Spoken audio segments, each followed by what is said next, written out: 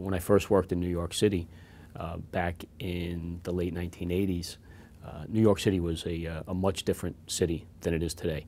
Drug trafficking groups were running rampant through the streets of New York City. You had the crack epidemic at that time, and you had crack gangs that were just extremely violent, and individuals were controlling, sections of New York City and blocks of New York City.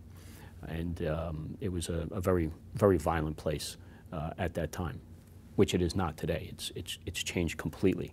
But the drug traffickers, they no longer have the open air markets that they once controlled and operated on the streets of New York City, but the drugs have still not gone away. It's just kind of moved indoors.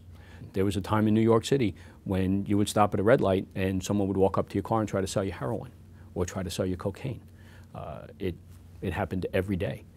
It happened to law enforcement officers that were just sitting in their car. They would try to come up and sell you drugs right at your window.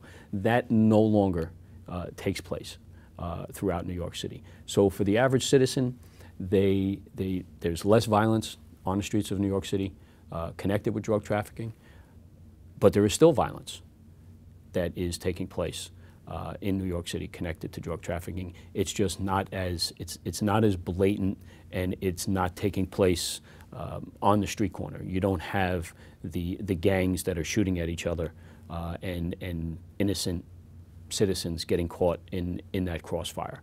But you still have homicides that take place in New York City between various drug trafficking organizations.